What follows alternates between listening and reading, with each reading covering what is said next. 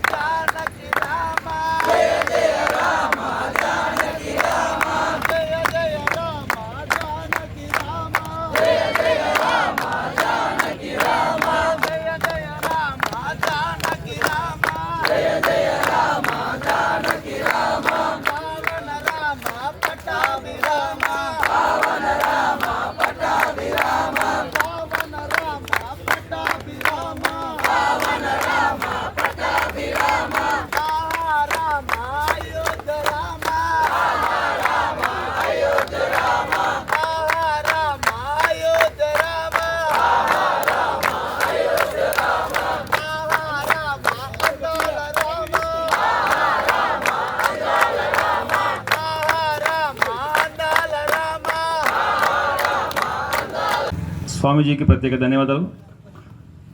ఈ కార్యక్రమంలో మనం ఆర్ఎస్ఎస్ జమ్మికుంట కండ అంటే ఇల్లంతకుంట, జమ్మికుంట, వేణుక మండలాలకు సంబంధించిన 6 కార్యక్రమాలు అనుకున్నాం. ఇది మొదటి కార్యక్రమం కావడం కొంచెం మాలో సంఖ్యత లోపించింది. అంటే వాస్తవానికి కూడా గ్రామీణ ప్రాంతంలో ఇప్పుడే అందరు పనికి పోయి ఇంటికి పోతారు చాలామంది కూడా. కానీ ఈ సంఖ్య విషయంలో కొంచెం మన్నించాల్సి కోరుతున్నాము. ఇప్పుడు అయితే మనం ఫస్ట్ భజన అనుకున్నాం, భజన చివరిలో చేసుకుంటాం. ఇప్పుడు జనగణమనతో కార్యక్రమాన్ని పూర్తి చేసుకున్న తర్వాత అల్పారం ఉంటుంది అందరికీ, స్వాములకు, వాళ్ళకి, మిగతా వాళ్ళకి. అయిపోయినాక భజన చేద్దాం. అందరం నేర్చుకుందాం. నువ్వేమో అమెరికాలో ఉద్యోగం చేయాలా, పక్కడికి మాత్రం స్వదేశీ వాడు చెప్పాలి. ఏది ధర్మం అంటే నువ్వు పాటిస్తున్నావా? మళ్ళీ నీకు పిల్లగానికి నీ అమ్మాయికి ఏ సంబంధం కావాలి? వాడెక్కడ అమెరికాలో ఉండాలా, ఇక్కడ ఉండొద్దు. ఏది స్వదేశీ? మాటల వరకైనా మన స్వదేశీ. అంటే ప్రతి ఒక్కడు ఆచరిస్తేనే ఈ పని అవుతుంది. ఎవరో మేము మాట్లాడి మేము చేసినంత వరకు కాదు. ప్రతి ఒక్కరు కూడా నేను భారతీయుణ్ణి, నా తండ్రి రాముడు పాలించిన దేశం ఇది, అవునా కదా? నా తండ్రి రాముడు నేర్పించిన ధర్మంని నేను తప్పొద్దు అని నీకు నువ్వే అనుకోవట్లేదు, పక్కన చెప్పడు ఎందుకు స్వామి? అడుగు ముందు నీది పడాలి, అవునా కాదా?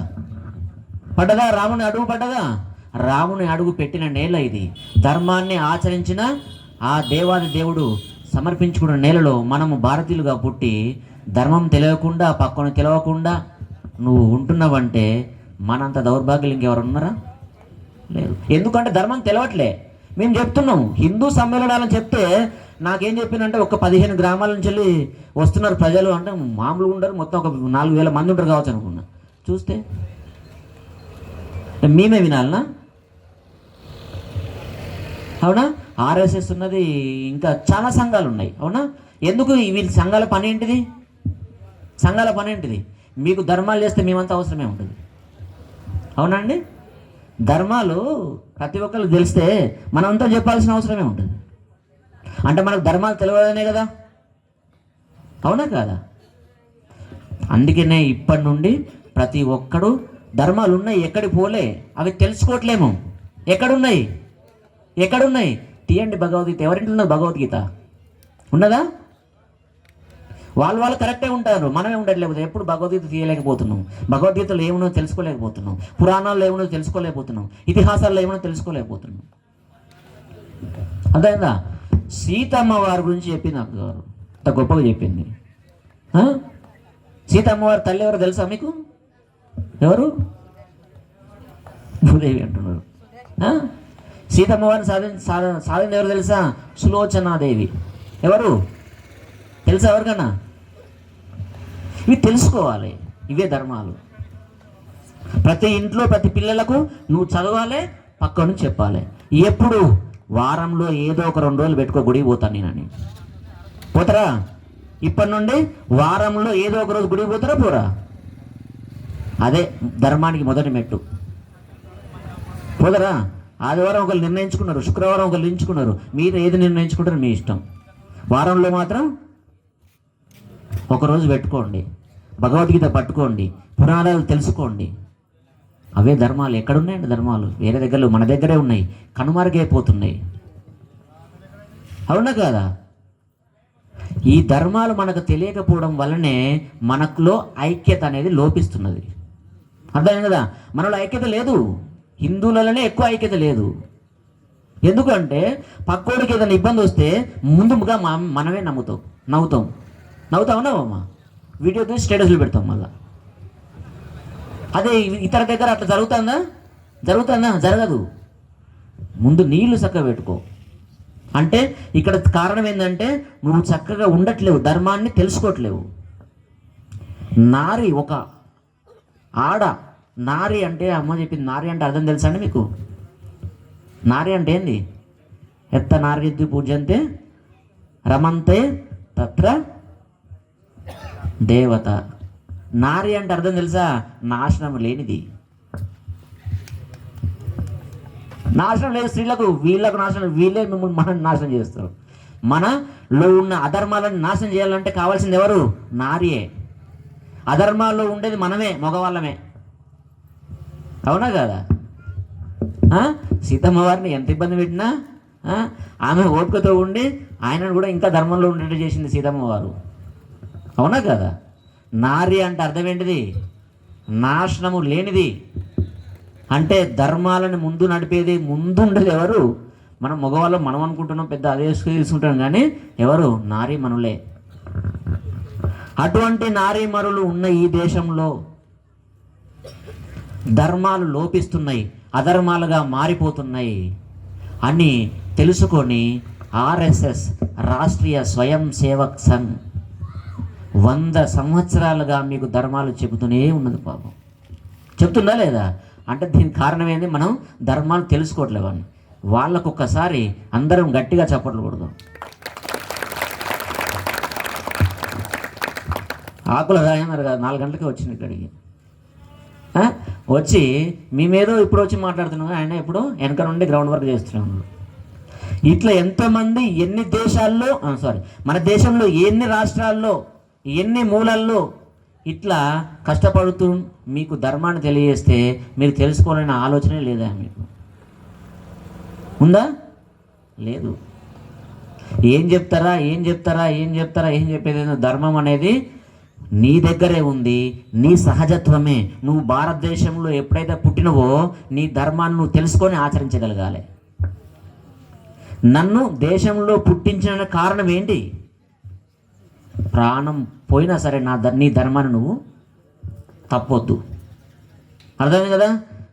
కులము మతము ఇవి దేవుడు సృష్టించినవి కాదు. దేవుడు ఇచ్చింది మనకు అందరికి ఒకటే సహజత్వం. మనుషులందరం ఒకటేనా కాదా? అవునా? మన శరీరంలో ఉండేదండి రక్తమేనా? ఇంకేమైనా ఉందా? లేదు కదా. మనం పీల్చేది గాలే కదా. అవునా? కాకపోతే మనం తప్పుగా అర్థం చేసుకున్నాం. ఎక్కడ తప్పుగా అర్థం చేసుకున్నామంటే మరో భగవద్గీతలో ఒక శ్లోకంలో తప్పుడు భావం వల్ల తప్పుగా అర్థం చేసుకోవాల్సి. అర్థమైంది కదా? చాతుర్వర్ణం మయా సృష్ట గుణకర్మ విభాగయో అనే ఒక శ్లోకంలో 4 వర్ణాల వాళ్ళు గుణాలను బట్టి నిర్మించబడ్డడం అని, కానీ దాన్ని కులాలుగా మార్చుకున్నాం. ఆడ దేవుడు చెప్పింది ఒకటైతే మనం అర్థం చేసుకున్నది ఒకటి. కాబట్టి ధర్మాలు అనేటివి ఎక్కడ లేవు, ధర్మాలు అనేటివి మన దగ్గరనే ఉన్నాయి. ముందు దేవుడు ఇచ్చినటువంటి ఈ యొక్క ఆచరించి చూపించినటువంటి ధర్మాలు మన దగ్గరే ఉన్నాయి. ఎప్పుడైతే నువ్వు భగవద్గీత అలాగే 4 వేదాలు, పురాణాలు, ఇతిహాసాలు నీకు తెలియకపోయినా పక్కలని తెలుసుకొని మన ధర్మాలు ఏందో మనము నిర్వర్తించుకుంటూ పోతే మనం ఎప్పుడు కూడా మనని ఒక్కరు వేలెత్తి చూపెట్టే అవకాశం మనకు ఉండదు. అర్థమైంది కదా? ఇంతటి అవకాశం ఇచ్చినటువంటి ఆ సీతారామచంద్ర స్వామి వారికి, ఇక్కడ ఉన్న పెద్దలందరికీ మా యొక్క ఆశీస్సులు తెలుసుకుంటూ నమస్కారం. జై శ్రీరామ్. సమ్మేళనం, హిందూ ధర్మ సమ్మేళనం అని ఇంకొక కింద క్యాప్షన్ ఇచ్చింది. ఏంటంటే గడప లోపల కులం, గడప దాటితే ఏంటండి హిందువులం. గడప లోపల కులమేముంది, గడప దాటితే హిందువులమేముంది. ఈ 3 విషయాల మీదనే మాట్లాడాలని చెప్పానండి. మాట్లాడాలనుకుంటే నేను మాట్లాడుకుంటే 2 గంటలు కాదు, 3 గంటలు కాదు, సాయంత్రం దాకా ఈ రోజంతా సరిపోదు. కానీ అంత మాట్లాడొద్దు గారు. ఈ 3 విషయాల గురించే మాట్లాడాలని చెప్పి. హిందూ ధర్మం అంటే అసలు ధర్మము అంటే ఏమిటండి? ధర్మం అంటే ఏమిటి? ఒక్కొక్కరు ఒక్కొక్క రకంగా వాళ్ళకి ఇష్టం వచ్చినట్టు విచ్చలవిడిగా ప్రతి ఒక్కరి నోట మాట్లాడి పడేది ఏంటిది? ధర్మం. అవునా? ధర్మం అంటే ఏమిటి? ఎవరికి తెలుసు? చేయలేకుండా ఒకసారి రామచంద్ర స్వామి మాకు ఇచ్చినటువంటి సేవ నిర్వర్తించే కోసమే మేము భూమి మీద ఉన్నాం. అక్కడ భద్రాచలంలో ఉన్నాం. ఇక్కడ ఎవరు చూసినా ధర్మం ధర్మం ధర్మం ధర్మం. ఏంటి ధర్మం? లేదు, మాట లేదు. ధర్మం అంటే అర్థం వినండి, సహజత్వం. ధర్మం అంటే ఏంటిది? ఒక నిమ్మకాయ ఉంది, నిమ్మకాయ ఇంతవరకు ఎవరికన్నా. అట్లనే దేవుడు కూడా మనకు ఒక ధర్మాన్ని పెట్టిండు. అర్థం కదా? దాన్ని నువ్వు ఆచరించిన నాడే నువ్వు ధర్మంలో ఉన్నట్టు. అర్థం కదా? ఆ ధర్మాన్ని నీకు ఇచ్చిండు దేవుడు. ఇచ్చి ఏం చేసిండు? ఖాళీ వదిలేసిండా? వదిలేలే, ఆచరించి చూపించిండు. యదా యదా హి ధర్మస్య గ్లానిర్భవతి భారత అభ్యుత్థానమధర్మస్య తదాత్మానం సృజామ్యహం. అంటే ఏంటండి? శ్లోకాల వరకే మనం ఎప్పుడెప్పుడు ధర్మాలకు గ్లాని ఏర్పడుతుందో అప్పుడప్పుడు నన్ను నేను పుట్టించుకొని భూమి మీదకి వచ్చి ధర్మాలను మళ్ళీ తిరిగి నెలకొల్పిపోతా అని చెప్పడం జరిగింది. ఎవరు చెప్పినారు ఈ మాట? శ్రీకృష్ణుల భగవానులు వారు. ఆయన చెప్పడమే కాకుండా ఏం చేసిండు? ఆచరించి. ఈరోజు మనం ఇక్కడ హిందూ ధర్మ సమ్మేళనం అని మనం జరుపుకుంటూ ఉన్నాము. మనల్ని మనం ప్రశ్నించుకుందాం. ఇందాక మనకు పాక సత్యనారాయణ గారు చెప్పిన హిందువుగా పరిగణిస్తాం. మరి ఇటువంటి హిందువులందరూ ఎక్కడుంటారయ్యా అని మనం కనుక ప్రశ్నించుకుంటే హిమాలయం సమారభ్య యావదిందు సరోవరం తం దేవ నిర్మితం దేశం హిందుస్థానం ప్రచక్షతే అని మన మహనీయ హిందూ భూమే. అంటే మనం ఈరోజు కనుక చూసుకుంటే కశ్మీర్ నుండి కన్యాకుమారి వరకు, మన గుజరాత్ నుండి అస్సాం, మన 7 సిస్టర్స్ ఉన్న ప్లేస్ వరకు కూడా మనము హిందూ దేశం, అదే మన భారతదేశం అని మనం చాలా గర్వంగా చెప్పుకుంటాం. మరి ఈ దేశం ఎటువంటి దేశం? ఈ దేశాన్ని మనం చెప్తాము ఒక కర్మభూమి అని, ఒక కర్మభూమి అని చెప్తాము, ఒక పుణ్యభూమి అని చెప్తాము, ఒక ధర్మభూమి అని చెప్తాం. ఎందుకు మనం దీన్ని ధర్మభూమి అంటాము అంటే అనాది కాలం నుండి మన భారతదేశంలో ధర్మం 4 పాదాల మీద నడిచింది. త్రేతాయుగం నుంచి మనం మొదలు పెట్టుకుంటే ఈ కలియుగం, త్రేతాయుగంలో 4 పాదాల మీద, ద్వాపర యుగంలో 3 పాదాల మీద, ఇలా కలియుగానికి వచ్చేసరికి మనం కేవలం ఒక పాదం మీదనే మనం నడుస్తున్నాం. ధర్మం ఒక పాదం మీదనే నడుస్తుంది. కావున ఈరోజు మన ఆవశ్యకత ఏంటి? మన ధర్మాన్ని, మన సంస్కృతిని ఏ విధంగా రక్షించుకోవాలి అని మనం ఆలోచన చేసుకునే తరుణం వచ్చేసింది. మరి మనం ఏ విధంగా దీన్ని పరిరక్షించాలి అంటే దీంట్లో ప్రతి ఒక్కరూ, ప్రతి వ్యక్తి తనకు తానుగా పాటించాల్సిన 5 విషయాలు చాలా ప్రాముఖ్యం వహిస్తాయి. దాంట్లో మనము ముందుగా మొదటి విషయం ఏమిటంటే కుటుంబం. మన భారతదేశంలో అనాది కాలం నుండి వస్తున్న వ్యవస్థ మనం చెప్పాలి అంటే కుటుంబ వ్యవస్థ. మరి కుటుంబం ఎలా ఏర్పడుతుంది? దేశం ఎలా ఏర్పడుతుంది? దేశం ఎలా ఏర్పడుతుందో మనందరికీ తెలుసు. కొన్ని రాజ్యాలు కలిస్తే ఒక దేశం, మరి కొన్ని కుటుంబాలు కలిస్తే ఒక రాజ్యం. మరి ఈ కుటుంబం కనుక దృఢంగా ఉంటే దాని విస్తృత స్వరూపమే ఒక రాష్ట్రం, దాని విస్తృత స్వరూపమే ఒక దేశం. మరి దేశం గట్టిగా ఉండాలంటే మొదటగా ఏది గట్టిగా ఉండాలి? మన కుటుంబ వ్యవస్థనే గట్టిగా ఉండాలి. మరి దృఢంగా ఉండాలంటే మనం ఏం చేయాలి? కేవలం మనం ఇంట్లో కూర్చొని మనకు ఏదైతే పెద్దలు చెప్పారో అది పాటిస్తూ మన రోజు గడిపితే సరిపోతుందా అని మనల్ని మనం ప్రశ్నించుకోవాలి. మరి ఎలా ఉంటుంది మన కుటుంబం దృఢంగా అంటే మనం మొదటగా చేయాల్సింది భజన్. భజ అంటే తెలుసుకోవడం. దేన్ని తెలుసుకోవాలి? మనకు తెలిసిన విషయం ఏంటి అంటే భజన్ అంటే కేవలం ఆధ్యాత్మికంగా ఒక దగ్గర కూర్చొని మనకు తెలిసిన రామ కృష్ణ కొన్ని పాటలు పాడుకుంటే భజన అని చెప్తాం. దాని ద్వారా మనం ఏం నేర్చుకుంటాము? మన పూర్వీకులు, ఋషులు, మునులు మనకు ఏదైతే శాస్త్రాలను అందించారో దాంట్లో ఉన్న విషయాలని మనం తెలుసుకొని మన తర్వాతి తరం, మన పిల్లలు, మన మనవలకు మనం అందించగలగాలి. దాన్నే మనం భజన్ అని అంటాము. మనం ఈరోజు మరి ప్రశ్నించుకుంటే ఎంతమంది మన రానున్న తరాలకి, మన పిల్లలకి ఆ విషయాన్ని చేరవేయగలుగుతున్నాము? ఎంతమంది చేరవేయగలుగుతున్నాము? మనం ఇంట్లో చెప్తున్నామా? మన పురాణాల గురించి కానీ, మన ఇతిహాసాల గురించి కానీ, మన ఉపనిషత్తుల గురించి కానీ ఏమైనా మనం చెప్పగలుగుతున్నామా? ముందు చెప్పాలి అంటే మనం తెలుసుకోవాలి.